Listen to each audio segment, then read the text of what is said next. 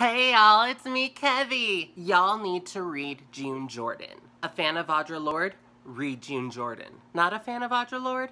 Read June Jordan. Interested in intersectional identities? Read June Jordan. Not interested in intersectional identities? Well, you should be. And read June Jordan. Do you enjoy poetry or nonfiction? Read June Jordan. Have you ever taken a breath in the past 60 years?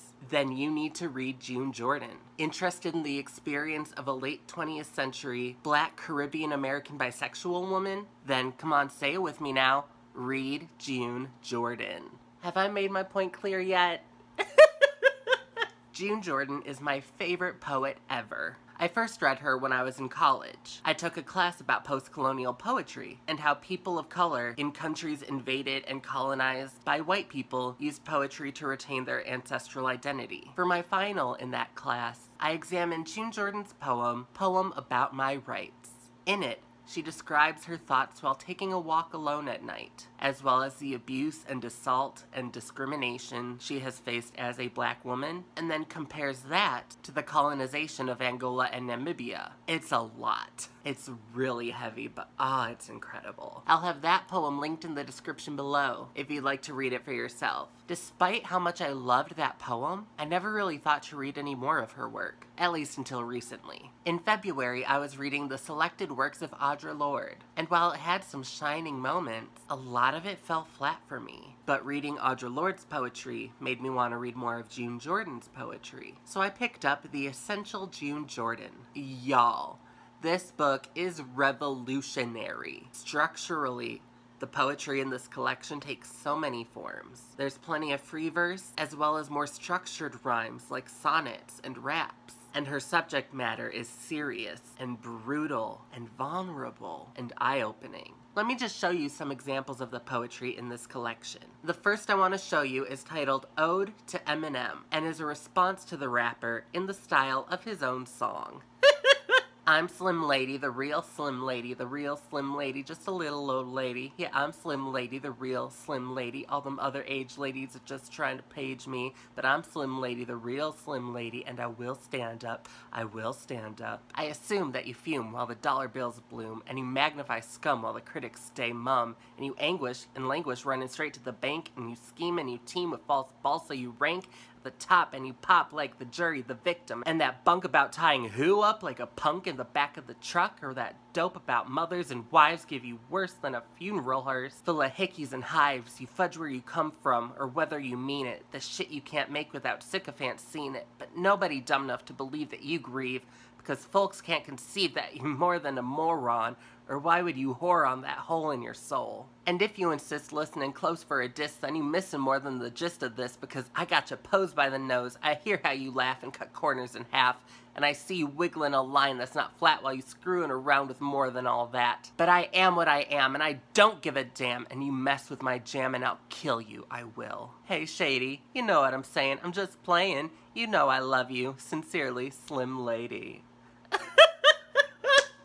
Oh my gosh, y'all, you see that? Wasn't that so great? She just wrecked him. Oh, that's so much fun. But now for a more serious one, here's her poem, Why I Became a Pacifist. Why I became a pacifist, and then how I became a warrior again. Because nothing I could do or say turned out okay. I figured I should just sit still and chill, except to maybe mumble, baby, baby, stop. And because turning that other cheek, holding my tongue, refusing to retaliate when the deal got ugly, and because not throwing whoever calls me bitch out the goddamn window, and because swallowing my pride, saying I'm sorry when whoever don't like one single thing about me, and don't never take a break from counting up the 65,899 ways I talk wrong, I act wrong, and because sitting on my fist, neglecting to enumerate every incoherent, rigid, raggedy-ass, disrespectful, killer, cold, and self-infatuated crime against love, committed by some loudmouth don't know nothing about it takes to fuck, and it takes to fuck things up. And because making apologies that nobody give a shit about, and because failing to sing my song finally got on my absolute last nerve. I pick up my sword I lift up my shield, and I stay ready for war. Because now I live ready for a whole lot more than that.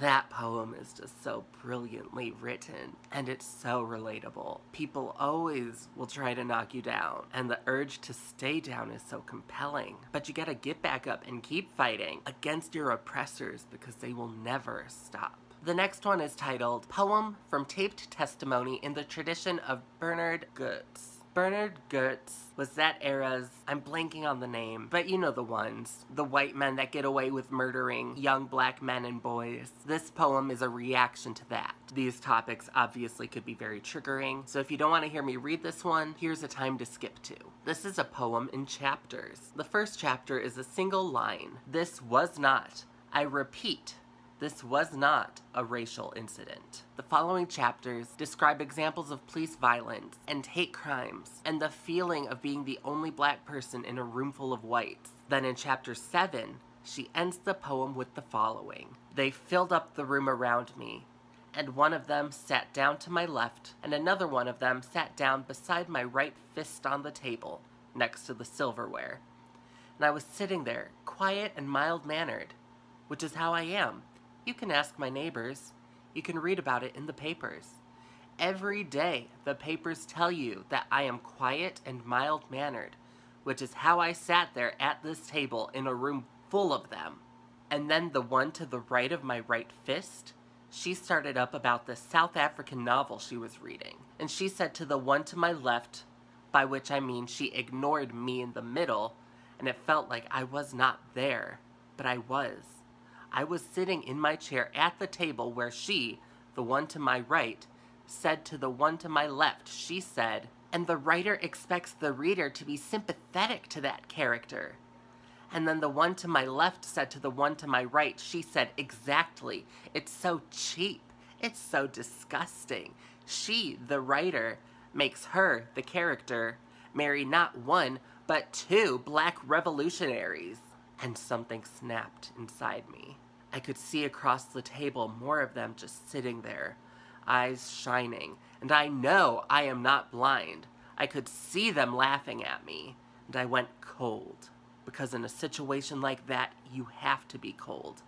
A cold killer, or they will ridicule you right there at the dining table. And I wanted to murder. I wanted them to hurt and bleed. I wanted them to leave me alone. And so I became cold. I became a cold killer. And I took out my gun, and I shot the one to my right. And then I shot the one to my left. And then I looked across the table and thought, they look all right. And so I shot them too. And it was self-defense. I wanted them to stop playing with me.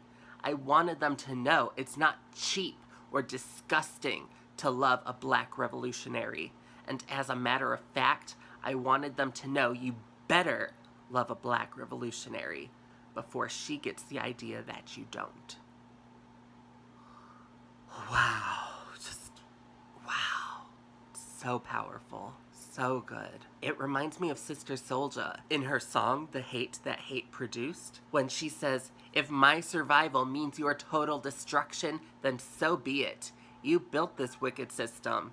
2 wrongs don't make it right, but they damn sure make it even. I can 100% get behind this kind of activism. I love it. And see, these are just a few of the dozens of powerful poems in this collection. The whole book is just filled with incredible stuff. And when I finished reading The Essential June Jordan, I decided to pick up her collection of essays, titled Some of Us Did Not Die. This collection covers many of the same subjects from the poems, but now written in prose. Fuck, y'all, it's so good. Again, I just want to read to you some excerpts from these essays. The first one is Do You Do Well to Be Angry? A response to America's response to 9/11. I listen to our leaders calling for the eradication of evil, and I'm wondering, who among us is without evil?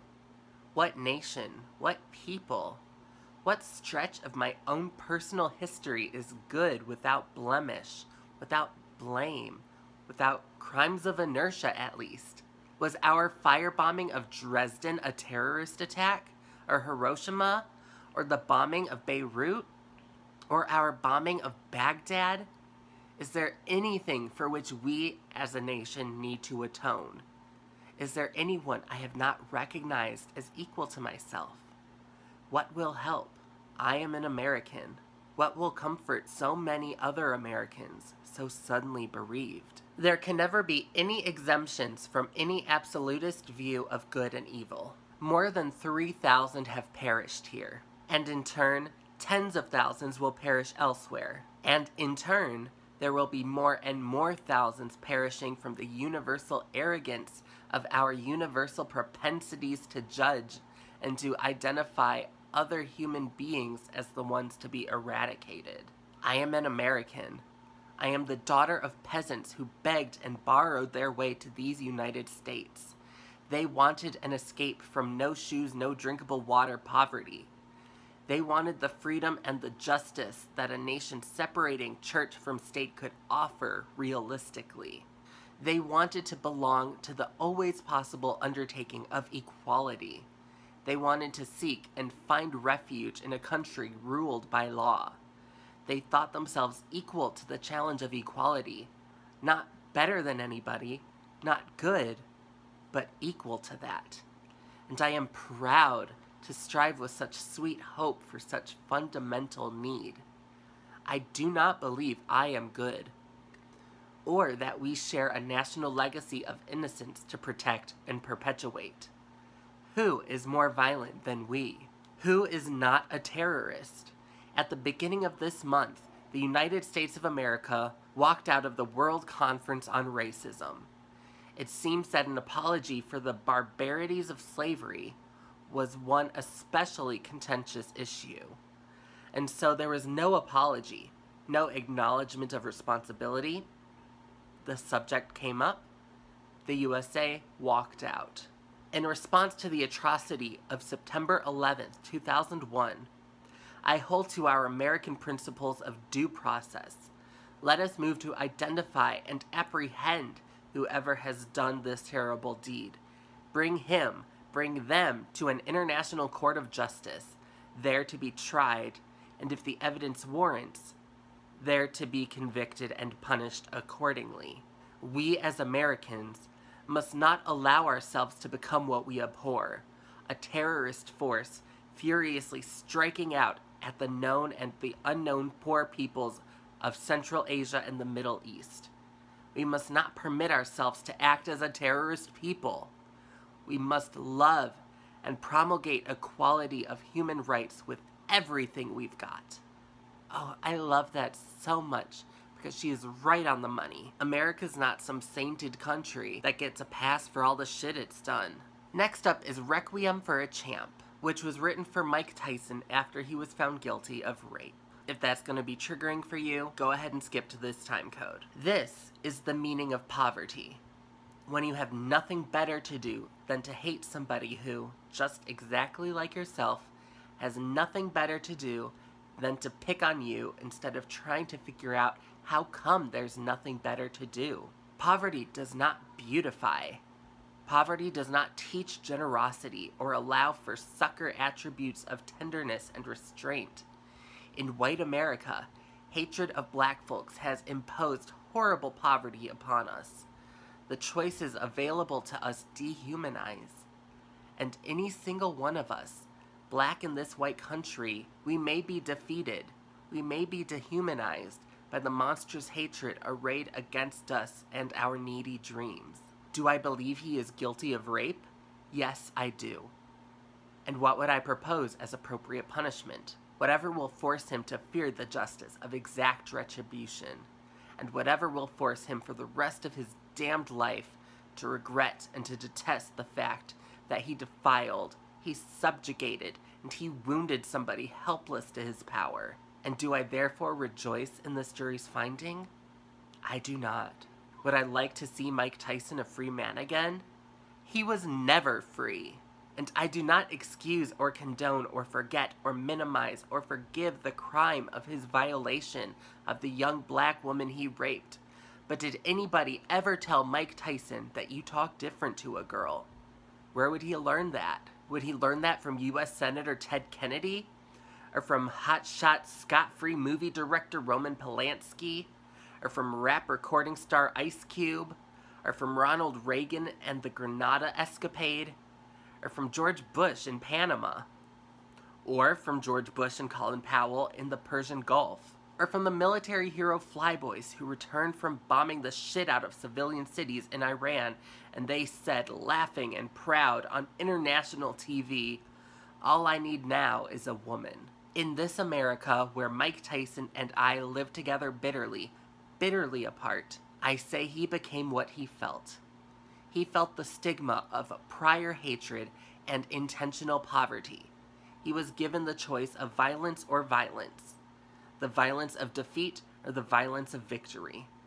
Tyson's neighborhood and my own have become the same no-win battleground, and he has fallen there. And I do not rejoice. I do not.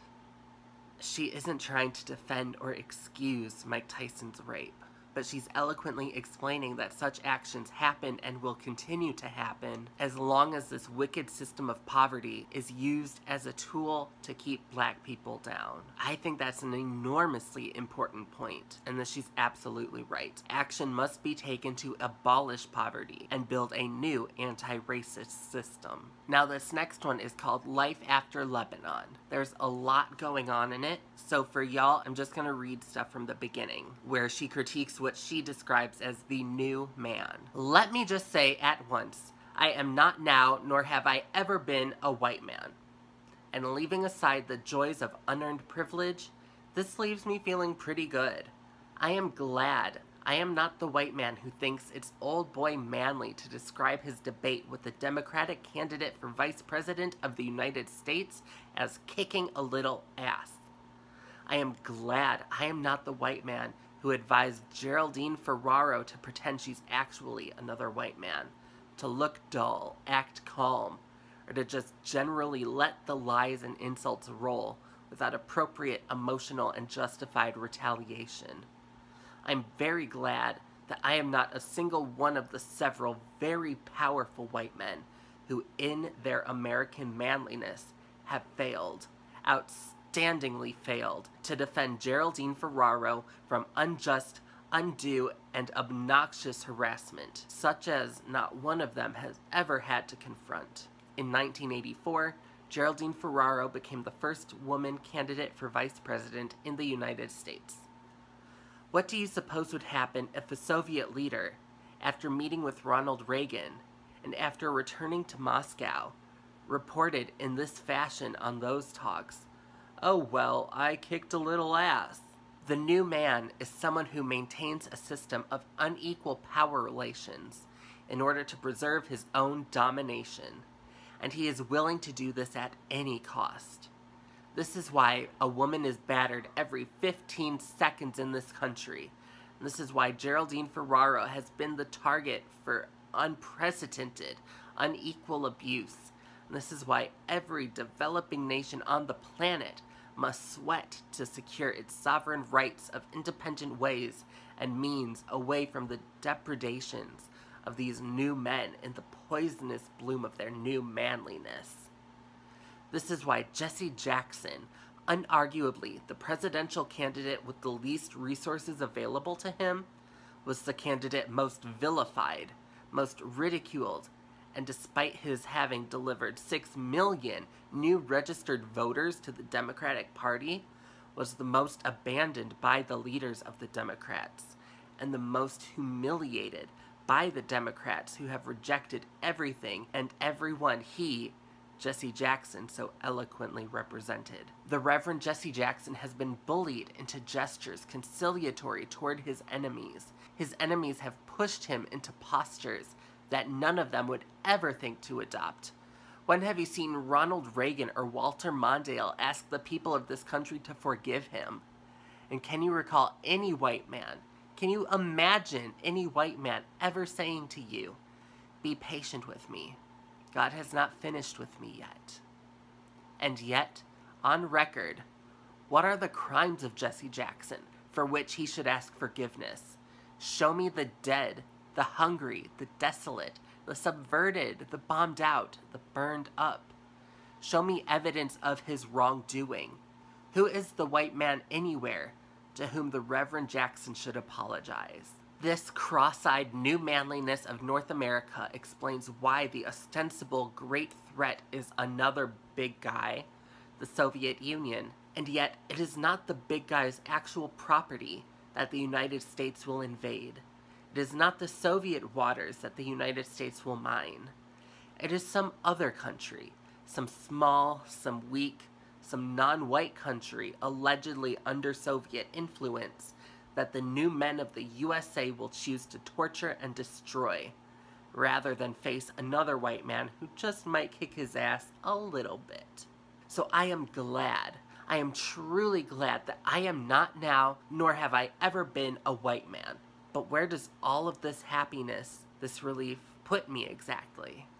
I could go on and on and on reading from this essay. But from there, Jordan expresses how no one but white men are allowed to speak on the subject of Israel's oppression of the Palestinians, and everyone else is expected to be silent or be called anti-Semitic. She finishes the essay by saying that while the new man is bullshit, there's also the new woman, and she is out there fighting for change and making this world safe for all people, including white men. Finally, I want to share some excerpts from one of her essays on feminism, titled Where is the Love? The 1978 National Black Writers Conference at Howard University culminated with an extremely intense public seminar entitled Feminism and the Black Woman Writer. This was an historic, unprecedented event, tantamount to conceding that, under such a heading, there might be something to discuss.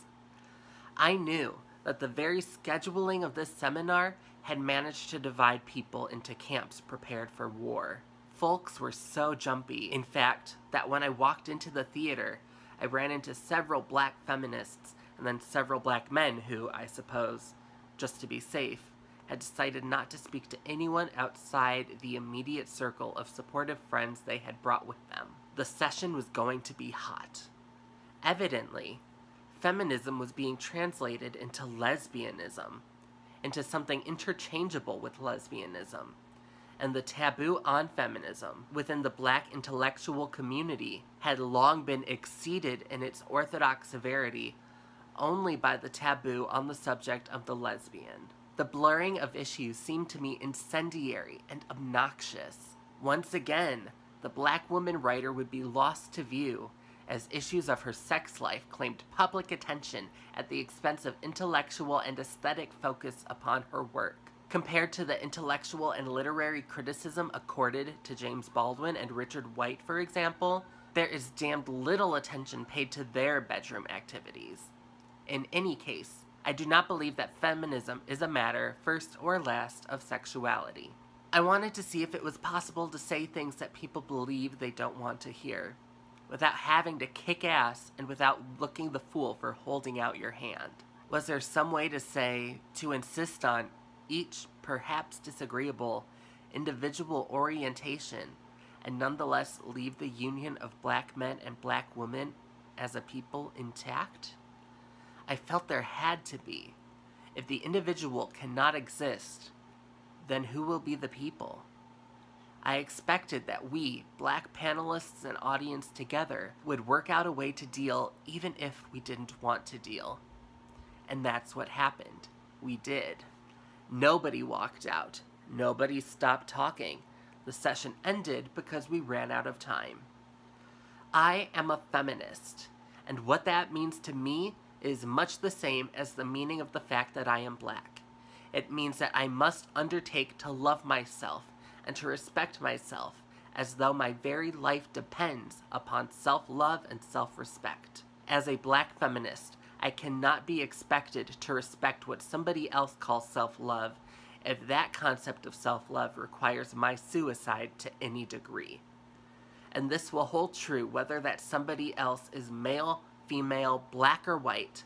My black feminism means that you cannot expect me to respect what somebody else identifies as the good of the people if that so-called good, often translated into manhood or family or nationalism, requires the deferral or diminution of my self-fulfillment.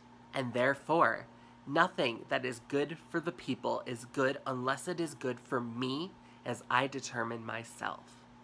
I just love that June Jordan was able to walk into such a divisive room and through the power of her words, change the minds of so many people. She showed them that black feminism isn't just about militant lesbians, but for the good of all people. There are 40 essays in this collection, and the whole thing is worth reading. Now, having listened to what I've shared from these books, did they get you thinking? Do you feel compelled? I really hope you'll go out there and pick up one or both of these books. Which of these collections speaks most to you? Are you excited to check out a new to you author? Let me know in the comments below. Thank you all so much for watching. Don't forget to like and subscribe.